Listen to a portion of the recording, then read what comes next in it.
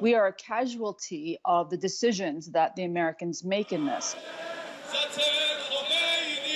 Experts are warning what happens next in the Middle East could threaten the safety of Canadians there, after Iran's supreme leader vowed harsh revenge for a U.S. rocket attack that killed a powerful Iranian general. Thousands marched in a funeral procession through Baghdad for Qasem Soleimani, who commanded Iran's elite Quds Force, a U.S.-designated terrorist organization. Some were there to say goodbye. Others to demand revenge.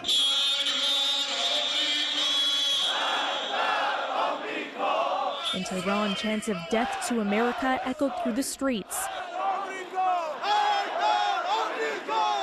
Mourners burned the American and Israeli flags and held posters showing the slain military chief.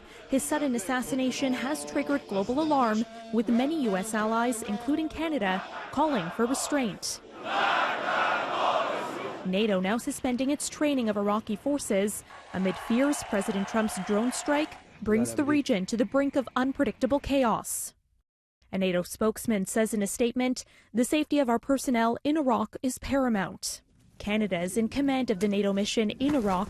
Up to 850 Canadian troops are serving in the Middle East.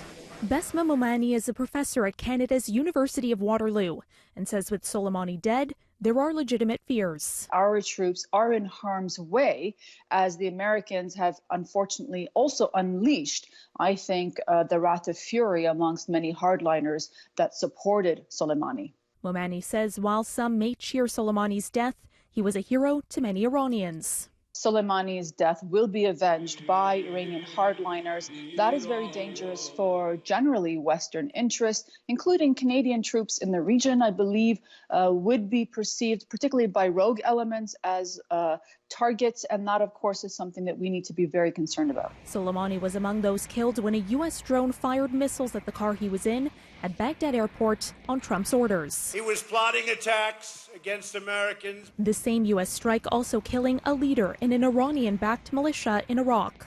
Though Trump insisted Friday he acted to stop a war. We did not take action to start a war. The U.S. is sending some 3,000 more troops to the Middle East as Washington prepares for possible Iranian strikes. We are stuck as, frankly, a middle power, not a superpower, that now has to be very careful in navigating ourselves in the region.